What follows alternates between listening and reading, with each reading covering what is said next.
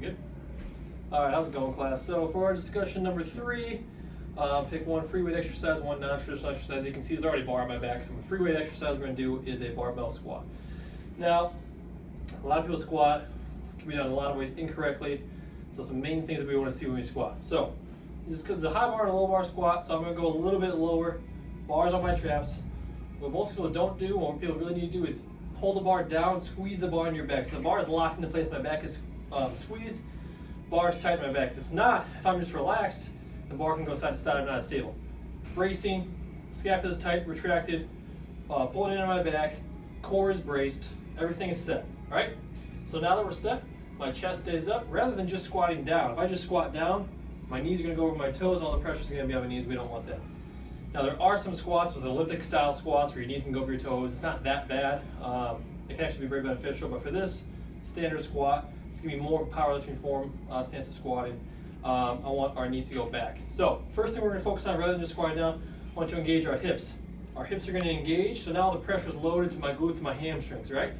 My chest stays up, my hips are engaged, I sit straight down. As I'm going down, my hips remain, continuously start going backwards. As I hit about a parallel depth, keep my chest up, pop back up. At the bottom, you should be able to have the weight on your heels and be able to wiggle your toes at the bottom too. As you can see, everyone's a little bit different.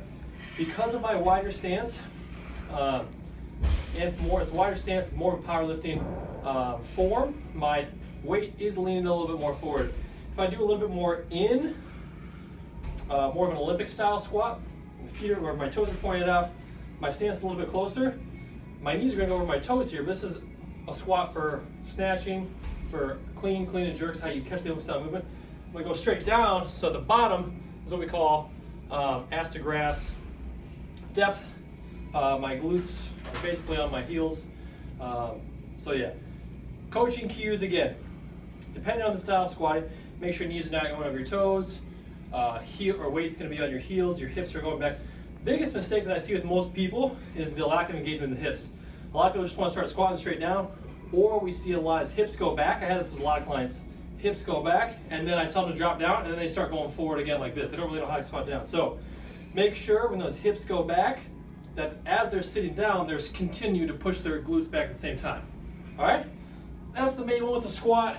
You can regress it. Obviously, some people aren't ready for a barbell squat with a weight on their back and everything like that. So you can start with a goblet squat, hold the dumbbell here. It's a good way to progress up where you still have a load, you're still engaging your core, and you work up. As you get stronger, then you can start using a barbell. With a barbell, you use a lot of synergistic muscles to stabilize the barbell on your back. You use a lot of muscles in your core, your back, not just your legs. For a lot of guys, too, it's going to help increase testosterone levels, force development, power development, all that kind of stuff. So you can even regress to an air squat, or start clients at an air squat, progress up to a goblet squat, progress up to a back squat, to get more advanced overhead squat, front squat, all that kind of stuff. So that's the free weight exercise I chose to do. The non-traditional exercise is going to be a band pull apart. I know it seems very simple, but it's a move that is very underutilized, I would say. When I did an internship at Ferris State, we did these a lot with the athletes. So arms are going to be totally locked out. You can see from the side. I don't know if this band, let me get a little bit lighter band, a little strong. So this is good for a lot of times. People have a lot of shoulders are rounded forward, right? Their posture's leaning forward. Especially with a lot of guys, they work a lot of chest, a lot of anterior delts. Their posture's forward. Their upper back and their rear delts are lacking. So we're going to pull those shoulders back, keep their chest up to help with posture.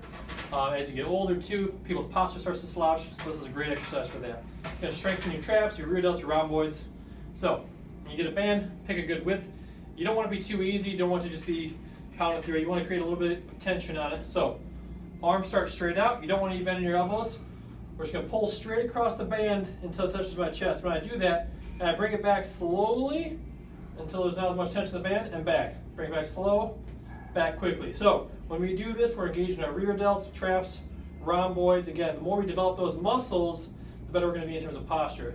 As well as it helps a lot of individuals, especially male athletes, don't really realize is how important the upper back is in terms of bench press. You're going to get a stronger bench press. Your upper back is crucial for stabilizing yourself when you're lifting that weight. I know it sounds kind of opposite of what a lot of people think, but a stronger upper back is going to lead to a stronger bench press. In terms of regression, really for this exercise is really just less tension on the band. You can progress it with obviously just more volume, more repetitions, or you can do cable crossovers where you got a cable machine with loading and you're pulling straight across your body. Still going to be engaged in the same muscles.